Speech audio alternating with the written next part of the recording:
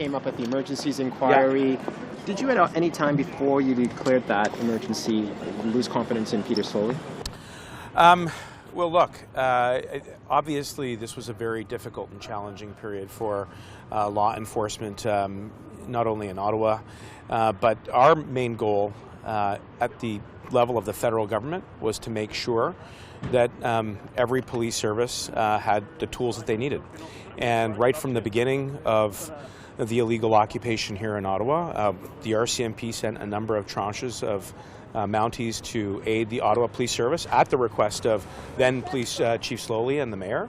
And, you know, throughout the entirety of the occupation, we continued to make sure that we were providing as much support as we could.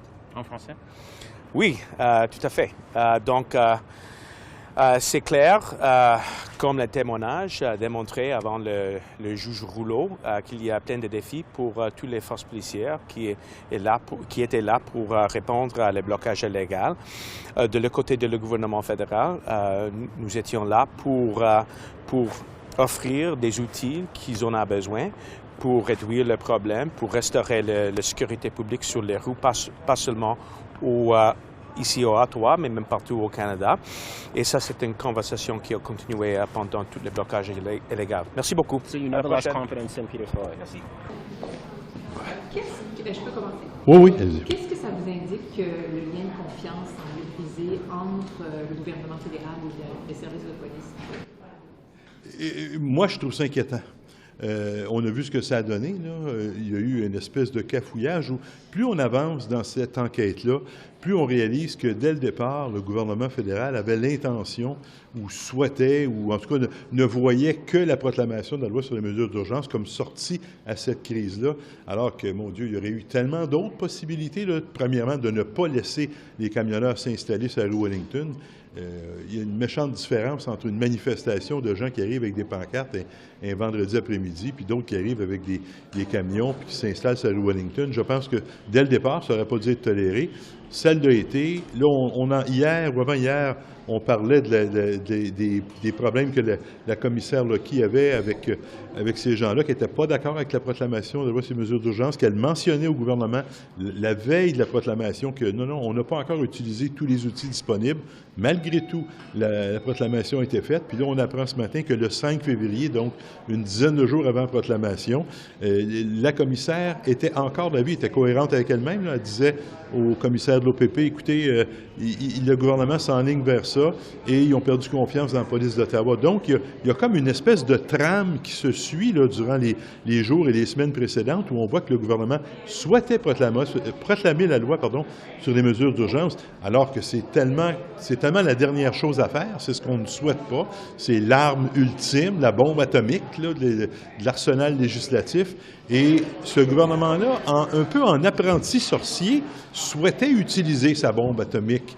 Alors, je caricaturise évidemment quand je parle de bombe atomique, mais c'est quand même la loi qui sert à proclamer mesure de guerre. Loi que le père du premier ministre actuel avait utilisée en octobre 70 à Montréal et qui avait comme révolté tout le monde. Ça a laissé un grand stigmate au Québec, ça. Alors, M. Trudeau, l'actuel premier ministre, le fils de l'autre, s'enligne vers la même sortie alors que c'était tellement pas nécessaire. Les policiers nous disent on a d'autres mesures législatives utiles. Tout ce qu'on a besoin, c'est de travailler ensemble en équipe. Le chef Sloly, qui a démissionné avant que la loi soit proclamée, avait, lui, fait une demande. Il disait on a besoin de 1800 policiers.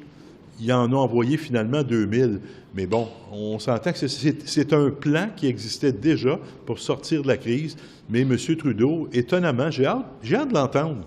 Il va peut-être nous donner une bonne raison pourquoi il souhaitait tant que ça proclamer la loi sur les mesures d'urgence, alors que ça semble tellement être la pire chose à faire quand on écoute les autres politiciens, quand on écoute les policiers. Alors, j'ai hâte de l'entendre, mais... Peut-être une dernière question, parce que vous avez répondu à peu près toutes mes questions. Je suis pas pire là-dedans, hein? Comment vous réagissez au fait que la commissaire Loki semblait pas chaude à l'idée de prendre le contrôle de l'organisation?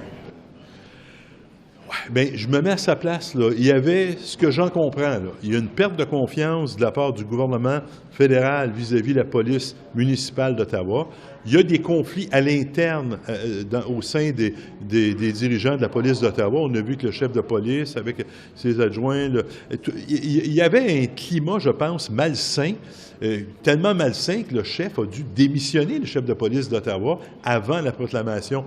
Donc, je ne sais pas pourquoi Mme Lockey était pas chaude de cette idée-là, mais je soupçonne, moi, si j'avais été à sa place, j'aurais regardé tout ça, puis je me serais dit, mon Dieu, je ne veux pas mettre le doigt là, mais tu n'as pas le choix, là. Elle était commissaire de la GRC, il fallait qu'elle agisse, elle s'est retrouvée un peu au milieu de ces tirs-là, mais non, elle ne devait pas être chaude à ça au départ. Mais quand on est chef d'un gouvernement comme ça, un gouvernement fédéral, et qu'il se passe une situation comme celle-là, en plein, même pas dans ta cour, en avant de chez toi, là, tu dois assumer un rôle de leader. Et c'est ça qui, à mon avis, là, c'est ça qui est la clé ou le nœud de l'ensemble de la problématique. M. Trudeau n'a jamais assumé ce rôle-là, n'a jamais donné les directives, n'a jamais fait en sorte que ces policiers-là se parlent, qu'il y ait En fait, il y avait une équipe quand même de gestion commune, mais étonnamment, il n'y avait comme pas de leadership. C'était une... bon, je ne veux pas employer le mot dispute, mais en tout cas, il y avait des différences d'opinion importantes, puis on n'était pas...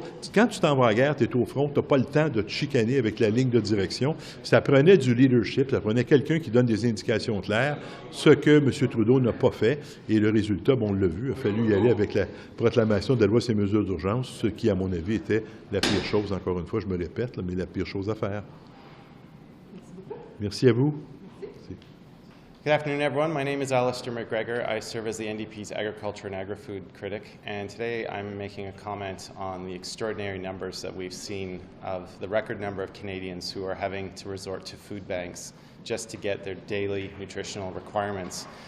I think this is an extremely sad and depressing state of affairs for a country that prides itself on being one of the biggest agricultural exporters in the world. The fact that a country as wealthy as Canada has so many of its citizens who are struggling day in, day out with the ability of basic necessities like trying to feed their family. And meanwhile, thanks to the leadership of the NDP, we have seen in recent weeks, we are the ones who have been pursuing the profits that large grocery chains are making. So right now, there are two truths that exist for Canadians. They are struggling with the week in, week out high cost of food, some of which are pushing Canadians to the brink and resorting to food bank use. And meanwhile, the big three grocery chains and CEOs are raking in record profits and walking away with record bonuses. It's a time for Parliament to step up. It's time for the government to step up and address this problem. It's been going on for too long, and it is a shame on our country. It is time for us to address this problem and ask ourselves what type of a country we really want to live in. I can assure you that from my standpoint and from the standpoint of the entire New Democratic Caucus, this is why we're here. We will not rest until we adequately address this issue. Thank you very much. I'm going to turn the microphone over to my colleague, Alexander Bulleris.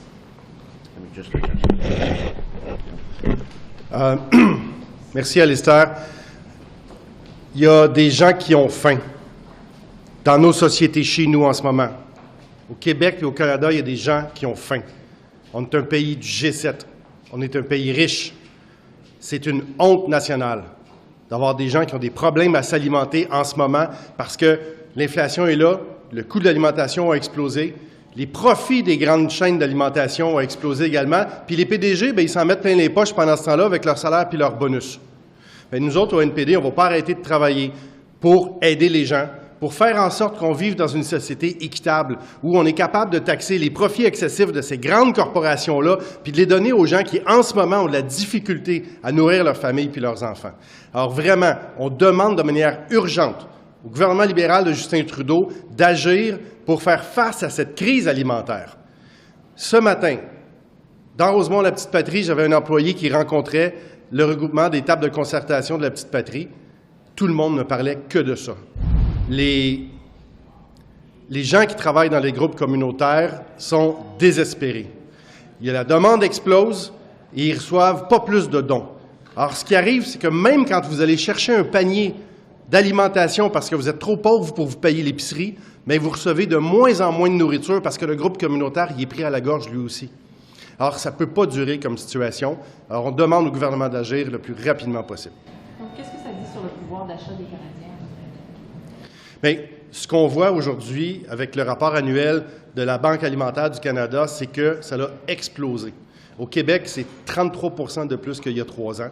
Et ce qu'on voit sur le terrain, c'est des gens qui sont plus capables de se payer leur épicerie parce que le coût de l'alimentation a explosé.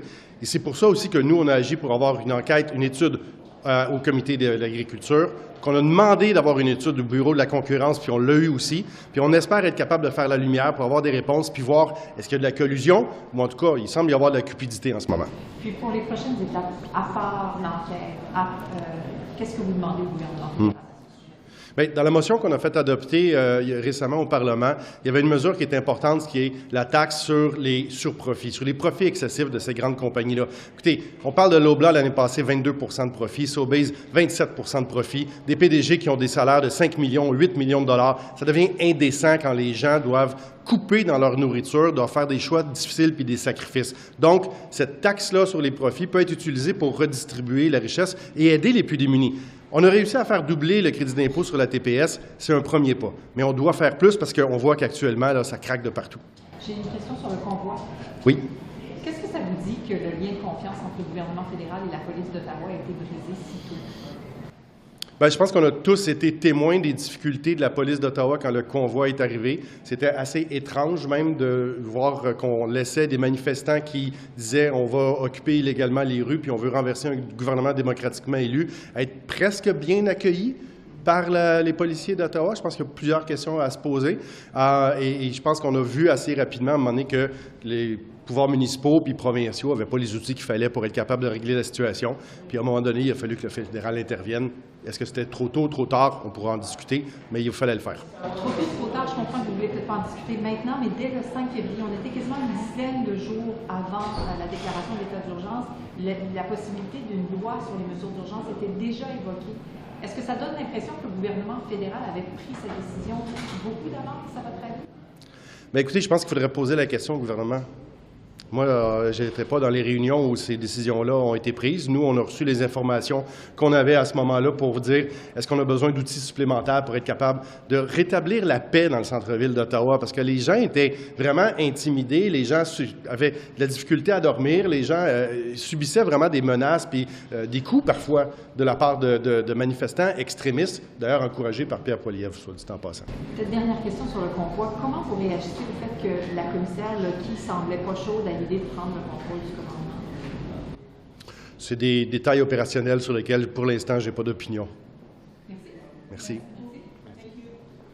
Question for you about the World Cup. Australia's soccer team spoken out against the abuses against migrant workers, the LGBTQ community there. Do you think we need to say something before going to the World Cup in a country that has these oppressive practices? Well, obviously, I'm a huge fan of any time an athlete uses their position and their platform for social change and for positivity. So I'm proud to see that the Australian team has stepped up. But I also say that an athlete stepping up and using their privilege and their platform like that is always a choice. And I don't necessarily think it's an athlete's obligation to do that. But as a government, we're certainly having those conversations. There's no question that countries around the world are being asked to host sporting events in places where we'd prefer they'd be in other places. But So, I mean, you're an MP and you're an athlete. What do you think about Qatar? I don't have enough of a background on Qatar. I understand there are some serious concerns about human rights offenses that go on there, but to be honest, I'm no expert. So, Okay, yeah. thank you. Thanks. Mr. Chong, how are you doing? I just want to ask you about human rights in Qatar. The Australian soccer team's spoken out now against holding the World Cup there, the migrant worker issue there, treatment of the LGBTQ community. Is it time Canada's soccer team and the government spoke out against Qatar?